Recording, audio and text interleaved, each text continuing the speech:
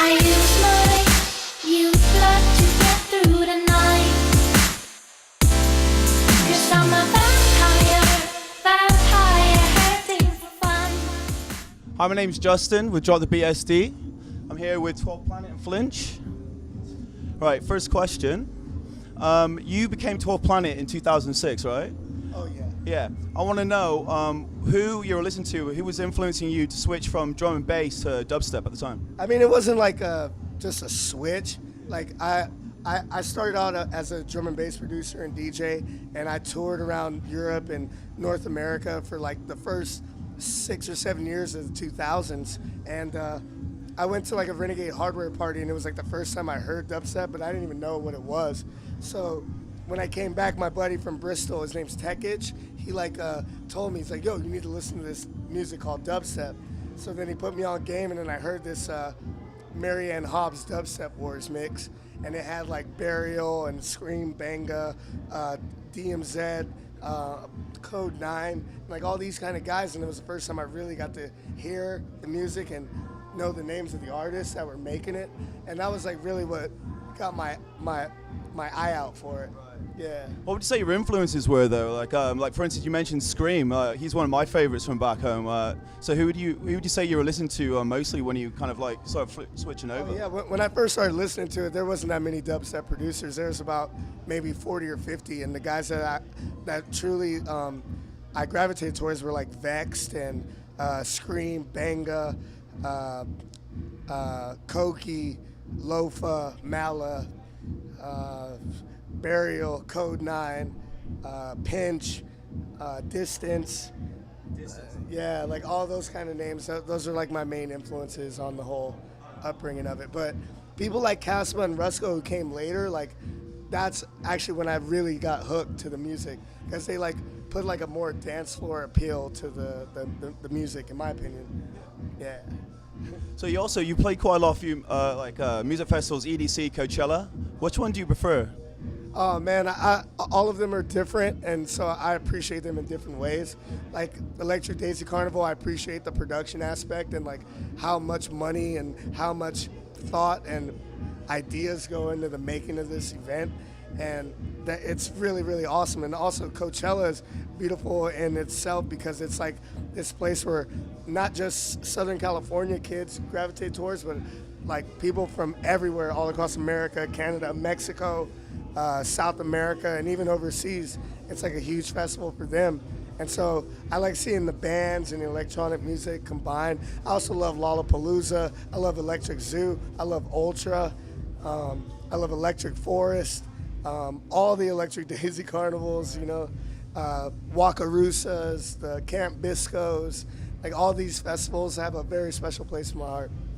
Awesome. So you've been to Voyeur several times before. Do you want to tell us what you like about the place? Oh man, I love the booty shaking here. Like they have these like go-go cages, and like the first thing you see is this like crazy LED wall, and then you see like some girls that know how to dance, and like the booty's like moving in ways I've never even seen before. It's all like bloop, bloop, bloop, bloop, bloop, bloop, bloop.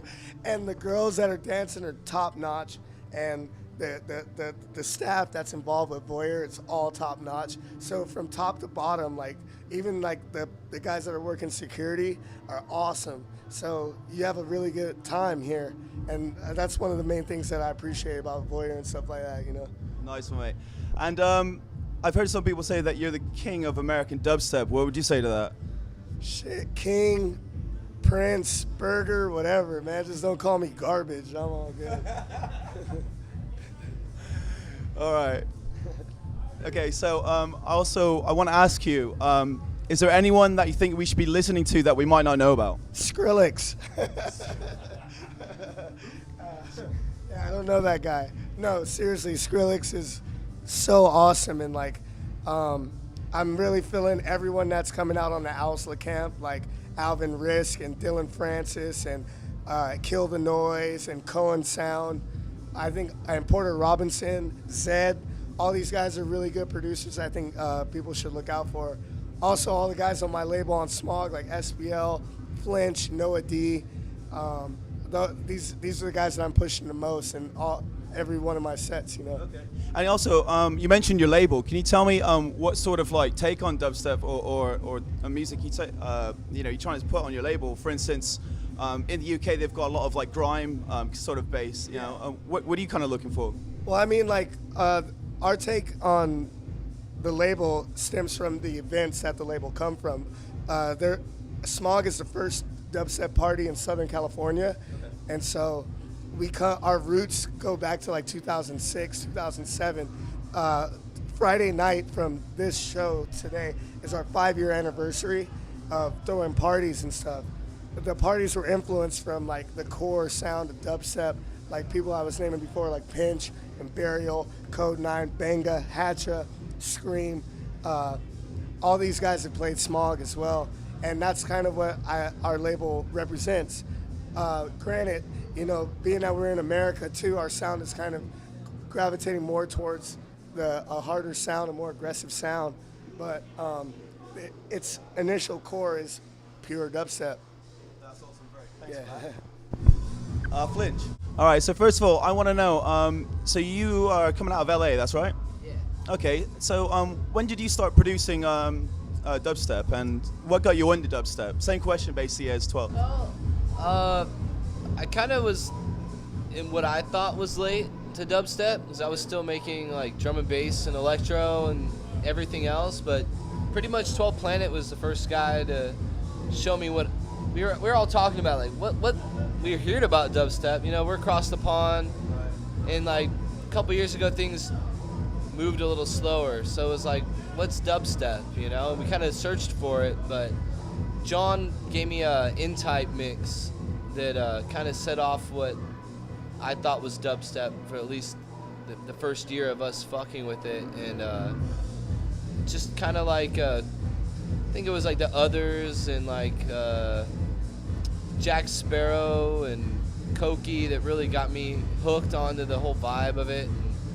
But I mean, it was just kind of something like another subgenre that was floating around that we all just started to touch on, and it became a little more serious as we got more into it, Right, and you said you were making drum and bass before you started with your dubstep. Can you tell me what got you into drum and bass, and how you reckon the drum and bass scene started off in Southern California?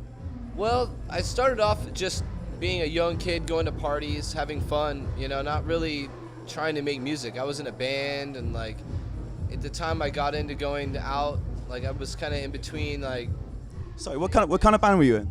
I was in an indie rock band. I made like experimental kind of indie rock music, and then it was kind of dominated in our area by punk rock, and no one wanted to hear indie rock, and give us 10 years maybe, but it was in the 90s, so we started going to raves and started having fun and just not really giving a shit about what I was doing musically. I was just having a good time, and suddenly like became just addicted to like dance music and bass music, and I think it was kind of like Goldie and Adam F that really set me off into like drum and bass, and there really wasn't a big scene out here. It was all imported, and we watched drum and bass build the United States, and through that we just educated ourselves on everything. We all wanted to know where the samples come from, where the breaks come from, and over years we just like, it became just like that's all we knew.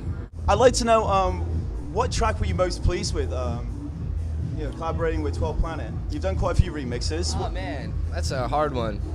Probably Youth Blood. Like just like, I don't know. We had it was just a good time. Like we tried to do something different, and we weren't necessarily like trying so hard at the time. We were still just in that infancy of like, yo man, I love this shit. Let's make some music. And now it's like, gotta think about this and that. Everyone's thinking about what's next and how to like, what's right for me now. But at that time it was just like two guys in a room making music that we thought was cool without any expectations, and it just came out really cool. So Just taking it back to basics. yeah, it's just kind of just stoner sesh, man. There you go, yeah. Right, you guys have been brilliant. Thank you. This is Justin with DropTheBeat SD with Flinch and 12 Planet. Yeah. You go first. Yo, this is 12 Planet. Yo, they call me Flinch. Yo, you're listening. Yo, Go. this is 12 Planet, My name's Flinch. and you're listening to Drop the Beat. or watching Drop the Beat. Oh, You're yeah. watching One Drop. more time, one more time. Yo, this is 12 Planet, Yo, this is Flinch. and you're watching Drop the Beat. Beat. Yeah.